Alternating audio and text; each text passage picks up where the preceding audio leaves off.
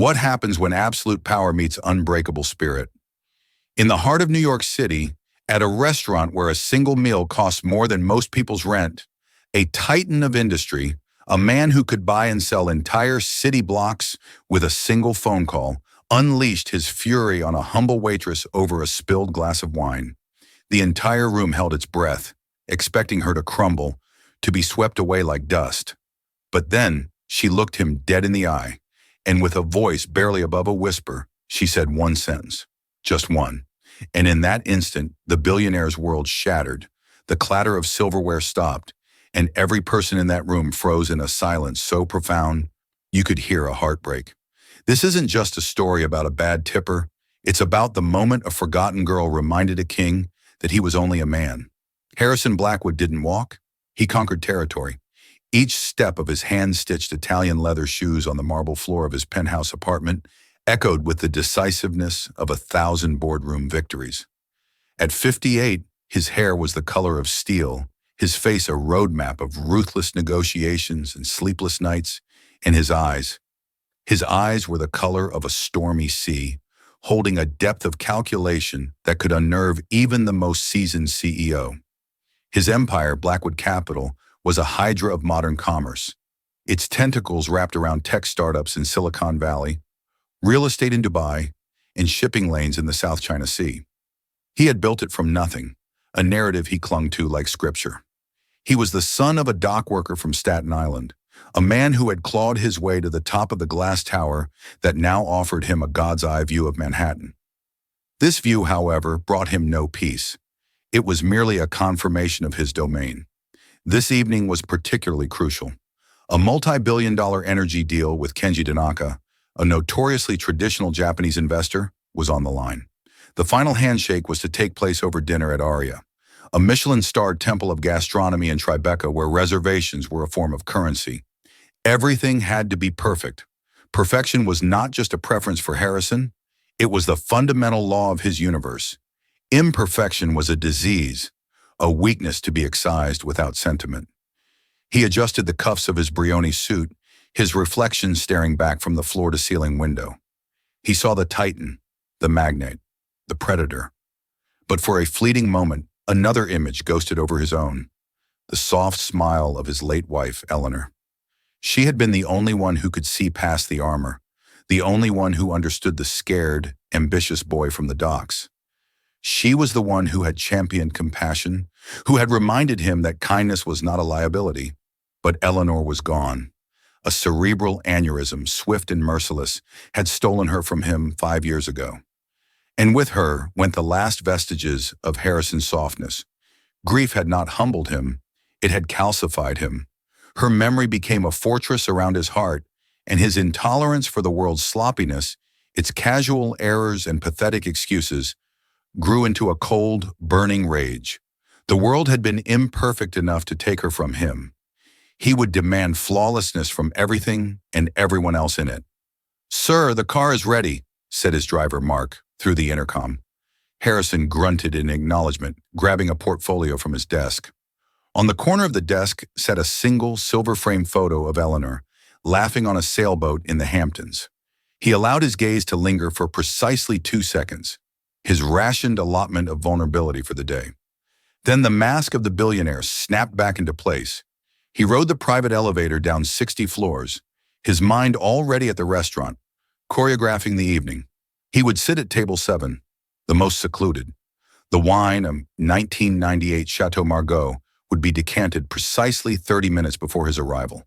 The lighting would be low, the music ambient, the service invisible yet omniscient. He wasn't just paying for a meal, he was paying for a world without friction, a world that bent to his will. As the Maybach purred through the congested arteries of the city, Harrison scanned a final email from his legal team. He didn't notice the blur of faces on the sidewalks, the tired commuters, the laughing couples, the struggling artists. To him, they were inconsequential, a part of the scenery. They were the background characters in the grand drama of his life. He had no idea that tonight, one of those background characters was about to step into the spotlight and tear his entire script to shreds. 3 miles in a universe away from Harrison Blackwood's silent, air-conditioned Maybach, Maya Rivera was retying the laces on her worn-out black sneakers. Her world wasn't one of panoramic views and silent efficiency. It was a fourth-floor walk-up in Queens that smelled faintly of antiseptic and her mother's chicken soup. At 26, Maya possessed a quiet grace that was often mistaken for fragility. Her dark hair was pulled back in a severe bun, a stark necessity for her job, and her large brown eyes held a weariness that belied her years. This was not the life she had planned. 4 years ago, she had been at the top of her class at Columbia University's pre-med program, her future as a doctor gleaming brightly ahead. She had a passion for the intricate puzzle of the human body, a deep-seated need to heal. Then the universe had presented her with a puzzle she couldn't solve. Her younger brother, Leo, just 16 at the time, was diagnosed with a rare degenerative neuromuscular disease. It was a cruel, one-in-a-million genetic lottery ticket. The diagnosis shattered her family and her dreams. The medical bills began to pile up into mountains of debt. Her father took on extra shifts at his construction job, and her mother started cleaning houses. And Maya, with a heavy heart, put her dream on hold. She dropped out of Columbia to work, taking the best-paying job she could find without a degree, a waitress at a high-end restaurant named Aria. Her life now revolved around two poles: the hushed, opulent theater of Aria and the stark, clinical reality of Leo's illness. Her days off were spent in hospital waiting rooms, deciphering medical jargon from specialists at Mount Sinai, and helping her mother with Leo's physical therapy. Her brother, once a vibrant soccer player, was now confined to a wheelchair, his body slowly betraying his sharp, witty mind. This particular Tuesday had been brutal. They had received the results of a new experimental drug trial. It had failed. The doctor, a kind but frank woman named Dr. Evans, had explained that the disease's progression was accelerating. There were no other options on the table. The words hung in the sterile air of the consultation room. "We're moving into palliative care." Maya had held her mother's hand, her own grief a lead weight in her stomach, while she translated the medical terminology into gentle, simple Spanish. She had smiled for Leo, assuring him they would keep fighting, even as the hope within her felt like a dying ember. Now, standing in her small room, she pulled on the stiff black uniform of Aria. It felt like a costume for a role she was forced to play every night, the deferential, invisible servant. She was tired, not just physically tired from the long shifts, but a deep, soul-crushing exhaustion from battling a foe that couldn't be reasoned with or outworked. "Mija, you ate?" her mother asked from the doorway, her face etched with a worry that mirrored Maya's own. "I'm okay, Ma. I'll grab something at the restaurant," Maya lied, forcing a smile. The thought of food made her stomach churn. She leaned into Leo's room before she left. He was looking out the window, his silhouette framed by the setting sun. "Hey, superstar," she said softly. He turned his head, a faint smile playing on his lips. "Hey, May, don't let the rich guys give you any trouble tonight." His voice was weaker than it had been a month ago. "They wouldn't dare," she said, her voice bright and confident, a stark contrast to the hollow fear inside her. "I'll be back late. Try to sleep." She kissed his forehead, memorizing the feel of his skin, the scent of his shampoo. Every moment felt precious, stolen. As she walked to the subway station, the city's cacophony enveloped her. The screech of the train, the shouting vendors, the distant wail of a siren. It was the soundtrack of her struggle. Each step toward Manhattan felt like a step further away from her real life, her real purpose. At Aria, she would spend 8 hours catering to people who would spend more on a bottle of wine than her brother's monthly medication cost. Tonight, the injustice of it all felt sharper, more painful than ever before. She just had to get through the shift, smile, nod, and be invisible. That's all she had to do. Aria was less a restaurant and more a meticulously curated experience. The lighting was an art form, with soft spotlights creating intimate pools of golden warmth around each table, leaving the rest of the dining room in a theatrical twilight. The air hummed with the low murmur of discreet conversations and the distant, rhythmic clatter of a world-class kitchen. The scent was a complex symphony of truffle oil, fresh-baked bread, and the faint, clean aroma of starched linen. Maya moved through this world with a practiced economy of motion. She was a ghost in a black uniform, her face set in a mask of pleasant, professional neutrality.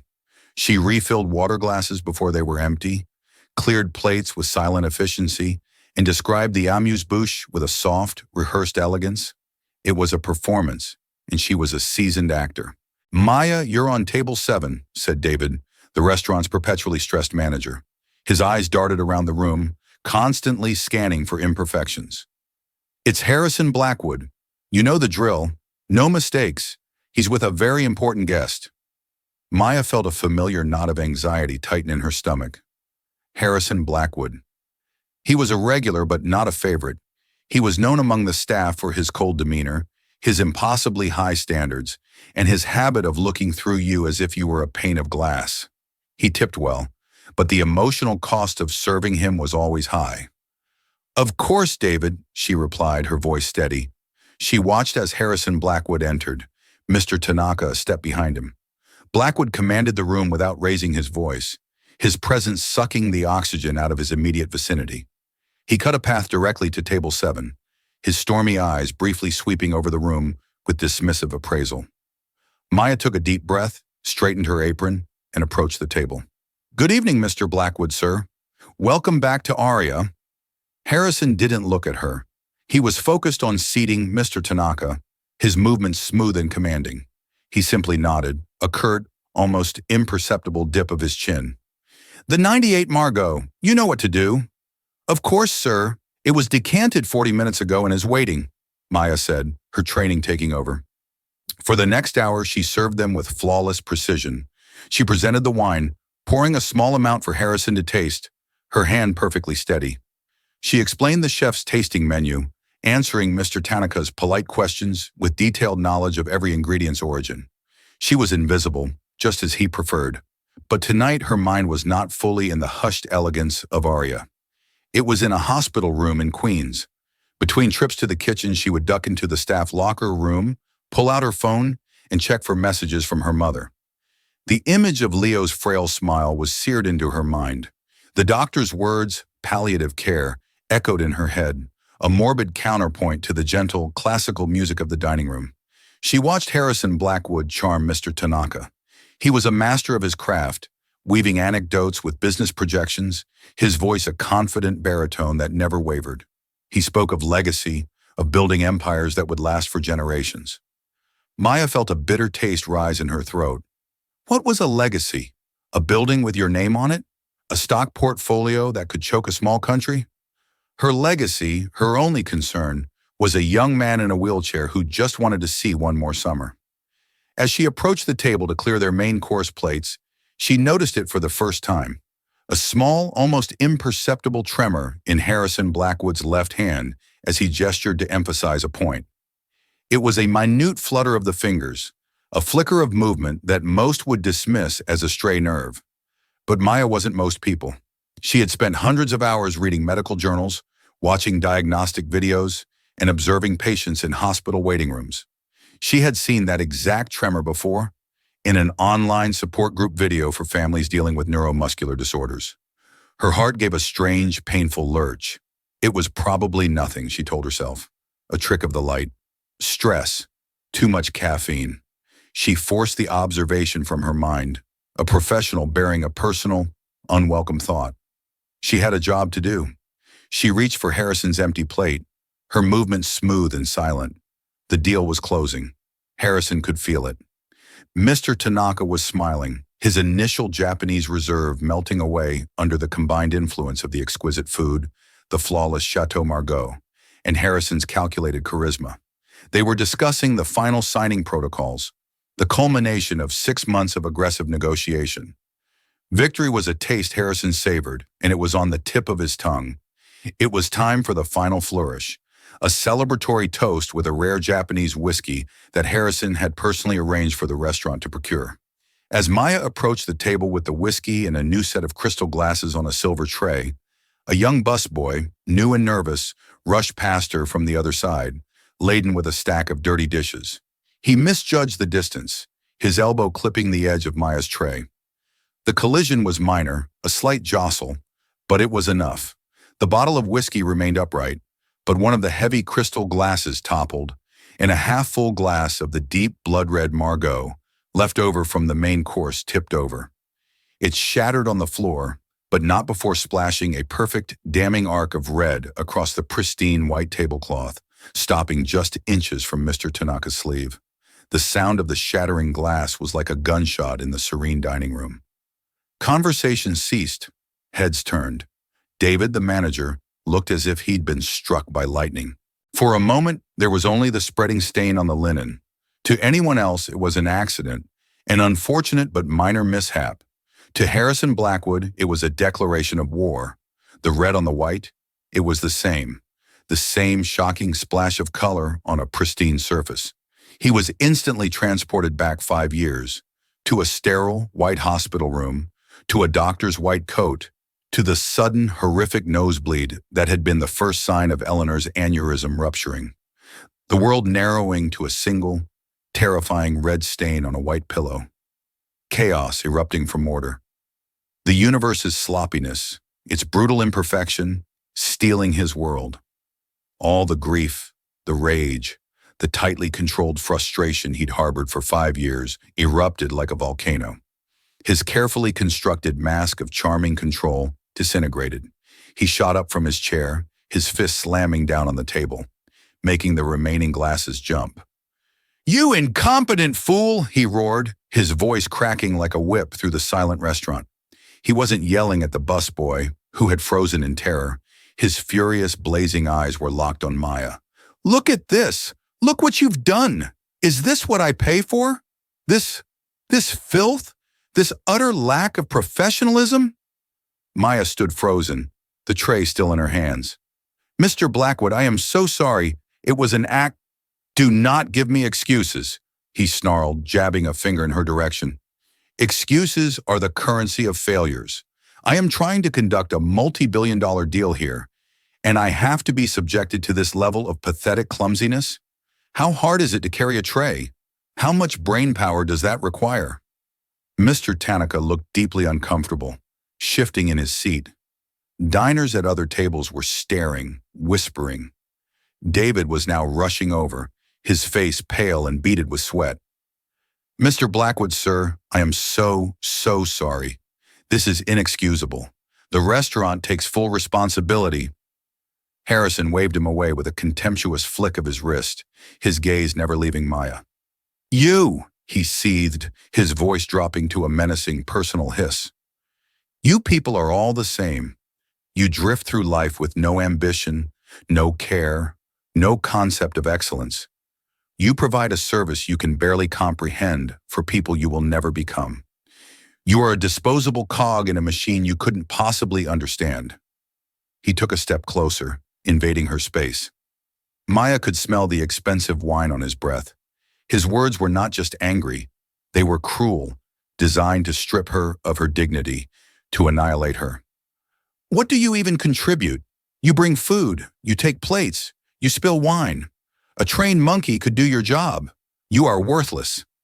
The word hung in the air. Worthless. And in that moment, something inside Maya Rivera broke. It wasn't her spirit. It was the dam that held back the ocean of her own pain. The exhaustion of the day, the doctor's devastating words, the image of her brother's weakening smile, the quiet desperation of her life.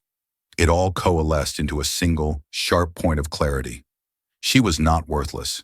She was a warrior. She was a caregiver, a scholar, a daughter, a sister. She was fighting a battle Harrison Blackwood, in all his gilded ignorance, couldn't even imagine. And this man, this monument to power and wealth, dared to call her worthless because of a spilled drink? The professional mask she wore every night didn't just crack, it vaporized. Her body was still, her hands no longer trembling. She looked up past the expensive suit and the furious face and met his stormy eyes directly. The weariness in her own eyes was replaced by a sudden, chilling calm. As he stood there, chest puffed out in righteous indignation, she saw it again. The tremor in his left hand, more pronounced now, agitated by his rage. And she saw something else, a slight asymmetry in his face, a barely perceptible droop at the corner of his mouth as he sneered. The world around her faded away. The stares, the whispers, David's frantic apologies. It was all just noise. There was only this man, this powerful, broken man, who was so blind to his own fragility. And she knew exactly what she had to say. Harrison Blackwood was poised for the kill. He expected tears, a stammered apology, perhaps a pathetic plea for her job. He wanted to see her crumble. It was the validation he sought, confirmation that his power was absolute, that he could unmake someone with a few well-chosen words.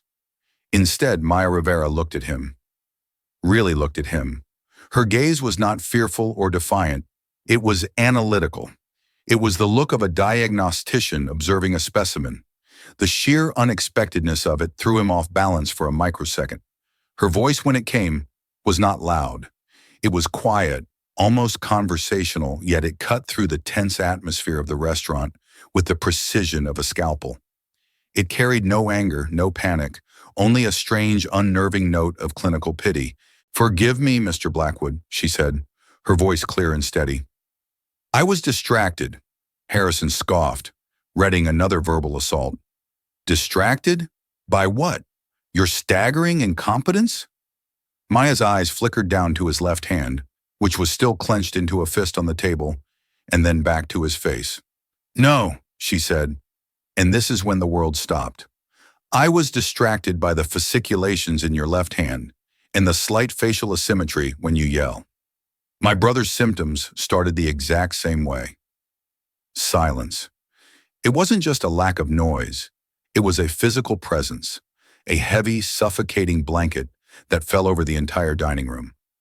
The clinking of silverware from the kitchen ceased. The whispers at the surrounding tables died in their speakers' throats. David, the manager, who had been about to physically drag Maya away, froze with his hand outstretched. Mr. Tanaka's polite, uncomfortable expression was replaced by one of wide-eyed shock. Harrison Blackwood felt the blood drain from his face. The words didn't register at first, their meaning obscured by their clinical strangeness. Fasciculations, facial asymmetry, they were alien terms from a world he never had to consider. But the last part of her sentence hit him like a physical blow, bypassing his intellect and sinking deep into his gut. My brother's symptoms started the exact same way. His rage, which had been a towering inferno just seconds before, was instantly extinguished, leaving behind a cold, terrifying vacuum. He looked down at his own hand as if it belonged to a stranger. He had noticed the twitching before, for months actually, a subtle tremor he'd dismissed as stress, lack of sleep, too much caffeine. He'd noticed a certain clumsiness when buttoning his cuffs, a weakness he'd attributed to a pinched nerve from an old tennis injury. He'd felt an occasional thickness in his tongue, which he'd blamed on fatigue. He had explained it all away because Harrison Blackwood did not get sick. His body, like his company, was an instrument of his will. Weakness was not an option. But this waitress, this worthless girl, had not seen a powerful billionaire. She had seen a set of symptoms. She had named his private, unspoken fears with an eerie, casual precision. She had given his phantom anxieties a terrifyingly concrete form. He slowly raised his eyes from his hand back to her face. The waitress was gone. In her place stood someone else entirely.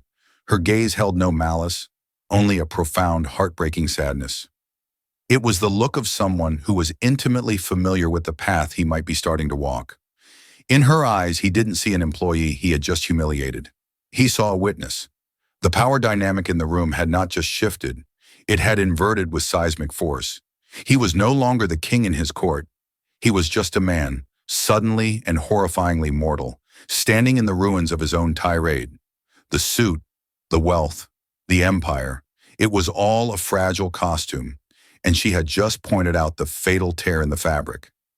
Everyone was still frozen, watching him. They were waiting for the explosion, the denial, the final thundering act of his fury. But there was nothing left. The air had been sucked from his lungs. He opened his mouth to say something, to roar, to deny, to fire her, but no sound came out. He simply stood there, in the wreckage of the evening, staring at the waitress who had seen right through him. The silence eventually broke, not with a shout, but with the quiet, deliberate sound of Mr. Tanaka, pushing his chair back. He stood, gave a short, formal bow that encompassed both Harrison and the general direction of the chaos, and spoke in a low, measured tone. Blackwood-san, he said, his English precise. Perhaps we can conclude our business at a later date. I find I have lost my appetite. He didn't wait for a response. He turned and walked out of the restaurant, his departure as quiet and devastating as a judge leaving the bench. The deal, Harrison knew instantly, was dead. But for the first time in his professional life, he didn't care. His mind was a maelstrom of two words: fasciculations and asymmetry.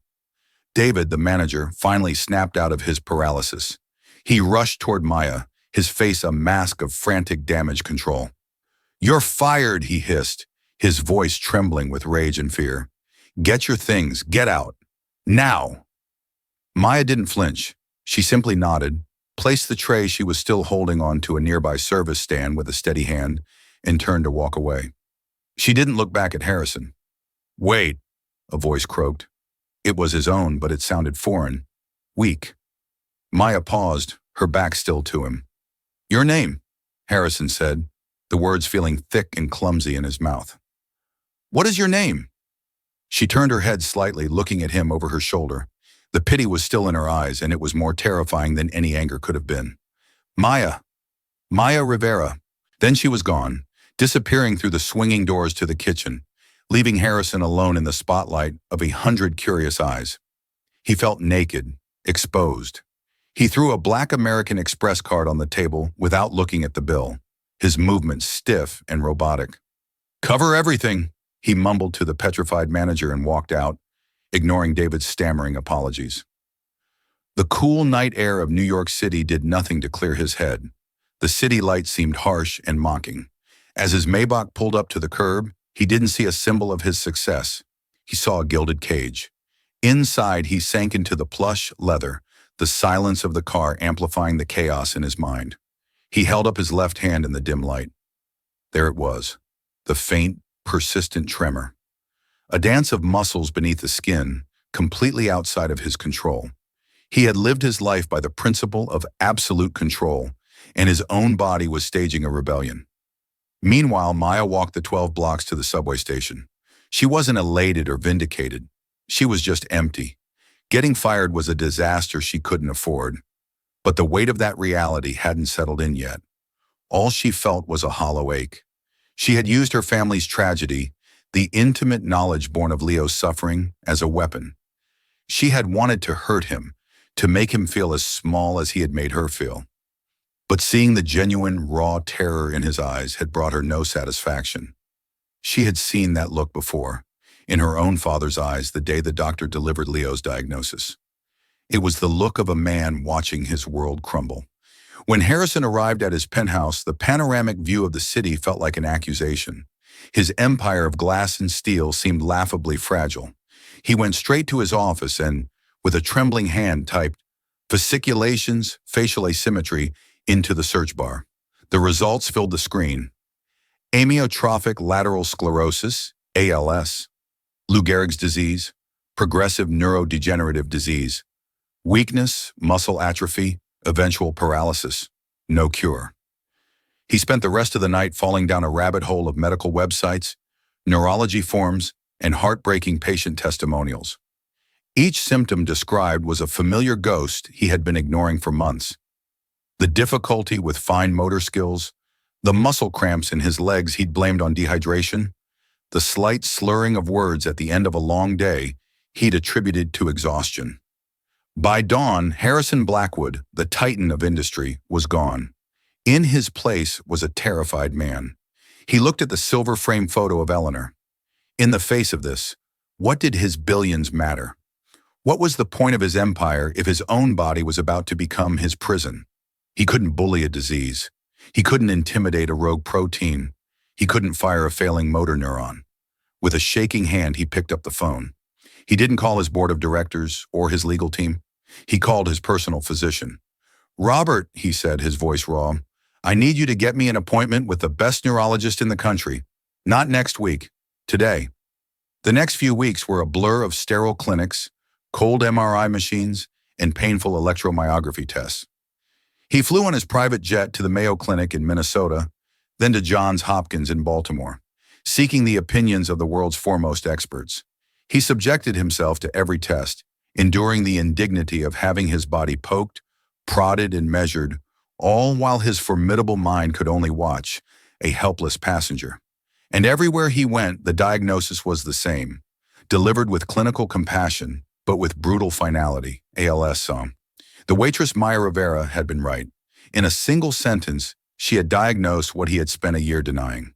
She had handed him the terrible, unvarnished truth in the middle of a Michelin-starred restaurant. The diagnosis, when it was finally delivered in the hushed, wood-paneled office of the nation's top neurologist at Johns Hopkins, was not a surprise. Harrison had already convicted himself in the lonely courtroom of late-night internet searches. Still, hearing the words spoken aloud, amyotrophic lateral sclerosis, was like feeling the judge's gavel fall upon his very soul. The neurologist, a man with kind eyes and a grimly compassionate tone, spoke of timelines, disease management, and clinical trials. Harrison heard none of it. He was listening to the sound of doors closing, one by one, on the life he had known. He returned to his penthouse, but it was no longer a home. It was a mausoleum. The sprawling space, once a symbol of his ascent, now felt like a measure of his isolation. The panoramic view of the city he had conquered was a bitter mockery, a world teeming with life and movement that he would soon only be able to watch. His days bled into one another in a haze of expensive whiskey and suffocating silence. He canceled meetings, ignored calls from his board, and let the intricate machinery of Blackwood Capital run without its ghost. The disease, patient and insidious, began to make its presence more formally known. One morning, he tried to sign a simple document, a formality to transfer power to his interim CEO. His left hand, the traitorous hand, refused to cooperate. The pen felt alien, and his signature, once a bold, decisive slash of ink, came out as a spidery, illegible crawl. He stared at it, this pathetic scrawl, and for the first time since Eleanor's death, Harrison Blackwood wept. They were not tears of grief, but of sheer, impotent rage. His body, the one thing he had always taken for granted as a loyal servant, was now his ultimate betrayer. His mind, however, remained brutally sharp, and it turned on itself, replaying his life's cruelest moments with a new, horrifying clarity. And every memory, every act of ruthless ambition or casual cruelty led him back to that night at Aria, back to her, Maya Rivera. Her name was a constant, low-frequency hum in his mind. He remembered the calm, analytical pity in her eyes. She hadn't seen a titan. She had seen a man with a tremor. While he was busy building an empire of glass and steel, she had been studying the fragile, failing architecture of the human body. He had called her worthless, but in that moment, her knowledge had been worth infinitely more than his entire fortune. The shame was a physical thing, a sickness that churned in his gut, more nauseating than any symptom of his disease. He had to do something. An apology was insufficient. Atonement was a concept he'd always scoffed at, the domain of the weak. Now it was the only thing that held any meaning. He called his chief of security, a former Mossad agent named Gavriel, a man of terrifying efficiency. The request was simple. Find a woman named Maya Rivera. She was a waitress at Aria in Tribeca until about a month ago. I want to know everything, but be discreet. I don't want her to know she's being watched.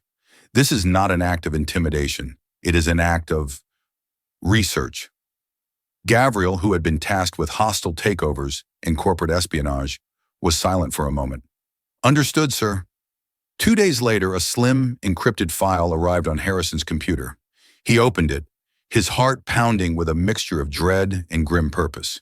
It was all there. Her address in Queens, photographs of her small, tidy apartment building, the names of her parents, Elena and Marco, and the medical files of her brother, Leonardo Leo Rivera. Harrison read through the details of Leo's condition, a variant of spinal muscular atrophy, a cousin to his own disease.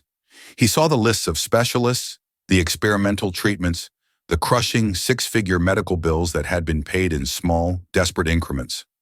He read about Maya's time at Columbia University, her perfect 4.0 GPA in the pre-medical program, the glowing letters of recommendation from her professors. He saw the date of her withdrawal from the university, just 2 months after Leo's initial diagnosis. She hadn't failed or lost interest. She had sacrificed her future for her family. The PI report contained a single recent photograph of her. She was outside Mount Sinai Hospital, pushing her brother in his wheelchair. Leo was laughing, his head thrown back, and Maya was looking at him, a smile on her face that was so full of love and exhaustion that Harrison had to look away from the screen. He, Harrison Blackwood, had taken that woman, that warrior, and had tried to break her over a spilled glass of wine. The thought was so repulsive it made him physically ill. He knew then that a check, no matter how large, would be an insult. It would be another act of power, of a rich man throwing money at a problem to make it disappear. This couldn't be a transaction. It had to be a reckoning. He had to go to her, enter her world, and face the consequences of his actions. The drive to Mount Sinai the next day was a journey across a chasm. The Maybach, with its soundproofed interior and silent purring engine, was a hermetically sealed capsule of wealth gliding through the raw, vibrant, chaotic streets of the city. He left behind the hushed canyons of finance and entered a world of bodegas, bustling sidewalks, and the distant wail of sirens. He was an alien invading a foreign land. His driver, Mark, kept glancing at him in the rearview mirror, his expression a mixture of confusion and concern. For the first time in their decade of service, they were heading to a destination that wasn't a corporate headquarters, a five-star restaurant, or a private airfield. Harrison felt a tremor in his hand and clenched it into a fist, hiding it in his lap. He was terrified. He, who had faced down hostile governments and corporate raiders, was terrified of a 26-year-old girl and her family. He had no leverage here, no power. He was just a sick man, coming to beg for a form of forgiveness he wasn't sure even existed. He found them in the pediatric neurology wing's waiting room. The air was thick with the smell of disinfectant and anxiety. A cartoon played on a corner television, its cheerful music a bizarre counterpoint to the strained silence of the parents waiting for news. And there they were, huddled together like a small, self-contained universe. He watched them for a full 5 minutes from the hallway, a ghost in a $1,000 cashmere coat. Elena Rivera was knitting, her needles clicking a soft, rhythmic prayer. Leo was in his power wheelchair, a laptop balanced on a tray, his fingers moving deftly over the keyboard. Maya sat beside him, her head leaning on his shoulder, her eyes closed. She looked so tired, so utterly spent, that Harrison felt a fresh wave of shame wash over him. This was her life, a constant, draining vigil fueled by love and desperation. He took a deep, shuddering breath, the kind a man takes before stepping onto the gallows, and walked into the room. "Miss Rivera?" His voice was lower than he intended, rough with disuse. Maya's eyes snapped open. They went from sleepy to alert to wide with disbelief and alarm in the space of a second. She sat up straight, her body instantly forming a protective shield around her brother. Leo looked up from his laptop, his brow furrowed in confusion. Elena Rivera stopped knitting, her hands freezing mid-stitch. "Mr. Blackwood," Maya said. Her voice was cold, flat, and devoid of any of the deference she had shown at the restaurant. "What are you doing here? Are you following us?" The accusation stung, mostly because it was partially true. "No, not like that," he stammered, feeling clumsy and foolish. "I came to find you. I needed to speak with you." Leo wheeled his chair forward slightly, his eyes sharp and intelligent, sizing Harrison up. "Maya, who is this?" "He's no one, Leo," Maya said, her gaze locked on Harrison, daring him to contradict her. "That's not true," Harrison said, forcing himself to meet her stare. "I am the man who humiliated your sister in public for doing her job. I am the man who said things to her that were vile and unforgivable." He looked from Maya to her mother and brother. "And I came here today to apologize to all of you." He took a step closer, his hands held open at his sides, a gesture of surrender. "What I did was monstrous. There is no excuse for my behavior. I was arrogant, cruel, and completely blind to everything. The words I used, calling you worthless, it was a reflection of a sickness in my own soul, not of you. I hope though I don't expect that you can find it in you to forgive me." The silence that followed was heavy and profound. Maya's expression was a mixture of stone and turmoil.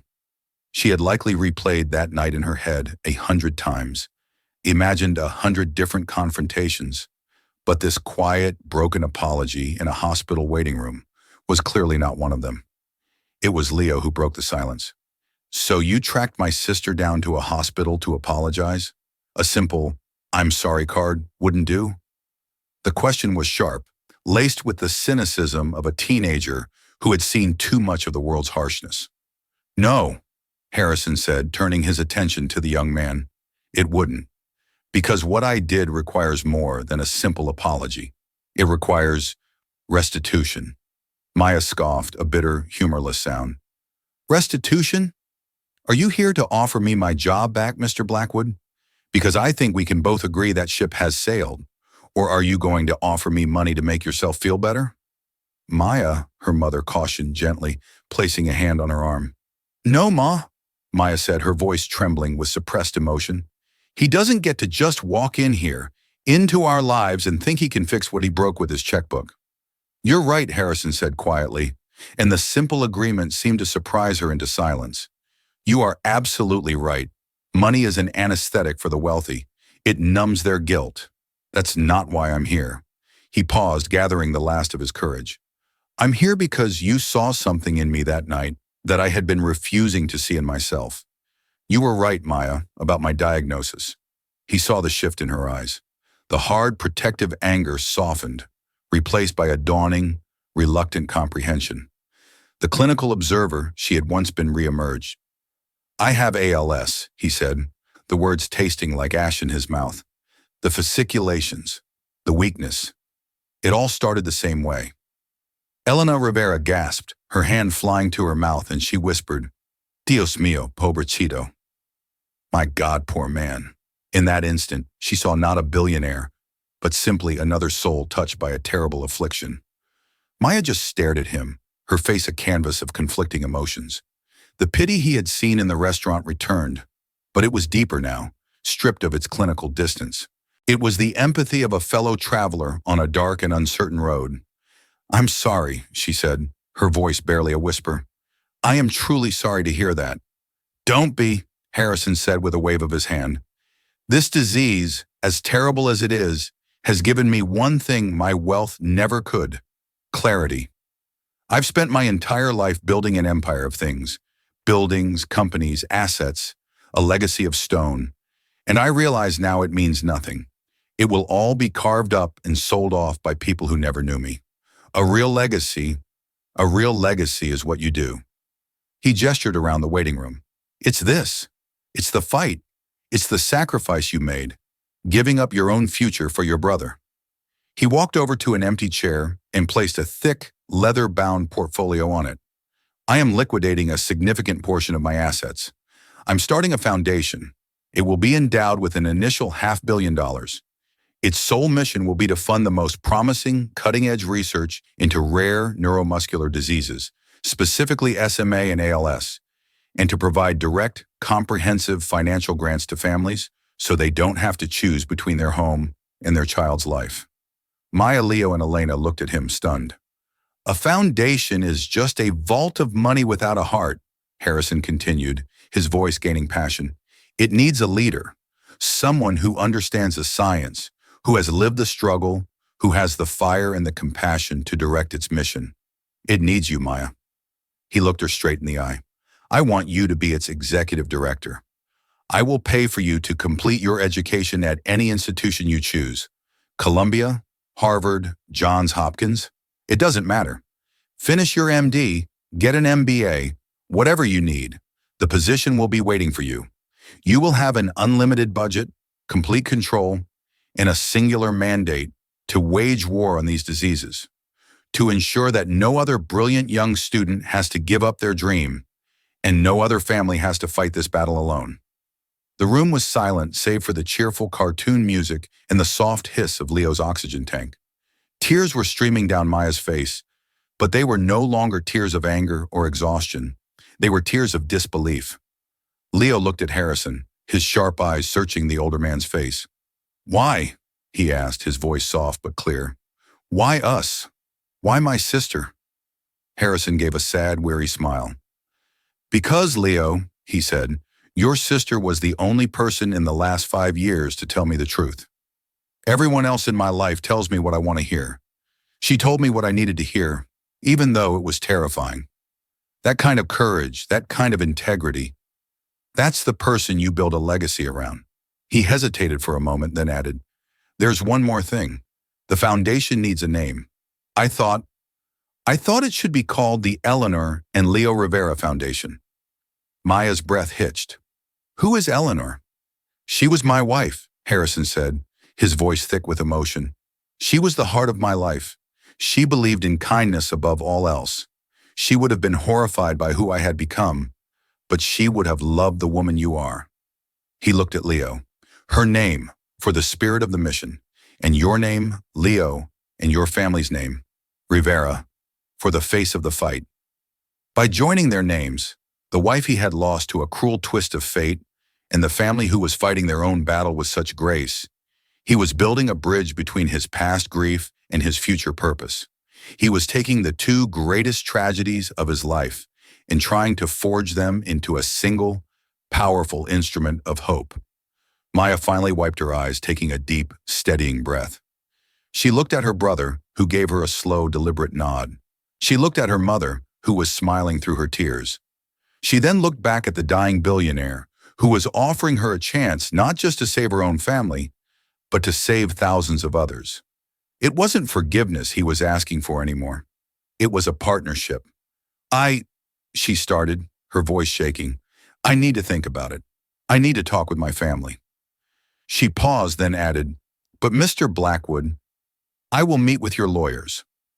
It wasn't the resounding yes of a business deal, but it was more than Harrison had dared to hope for. It was a beginning, a fragile, tentative, but very real beginning. He nodded, a feeling of peace settling over him for the first time in years. "Thank you, Maya," he said. "That's all I can ask for." He turned and walked out of the waiting room, leaving the portfolio on the chair. He didn't look back. As he stepped into the sterile hallway, the tremor in his hands seemed a little less pronounced, the weight in his soul a little bit lighter. He was still a man with a death sentence, but for the first time, he felt like he was walking not towards an end, but towards a legacy. In the end, this wasn't a story about a billionaire and a waitress. It was a story about two people who were both handed a devastating diagnosis, one of the body and one of the soul. Harrison Blackwood's wealth couldn't protect him from his own mortality, and Maya Rivera's poverty couldn't diminish her immense worth. The sentence she spoke that night wasn't an insult, it was a mirror. It forced a man who only saw power and weakness to finally see a human being, starting with himself. Their journey reminds us that behind every face, whether it's in a penthouse suite or clearing a table, is a story of struggle and strength we know nothing about. It proves that one moment of true seeing, of genuine human connection, can change the entire trajectory of a life, turning a legacy of cold stone into one of profound compassion. If this story moved you, please take a moment to hit that like button. Share it with someone who might need to hear it, and don't forget to subscribe to our channel for more real-life stories that explore the incredible twists of the human heart. What did you think of Maya's response? Let us know in the comments below. Thank you for listening.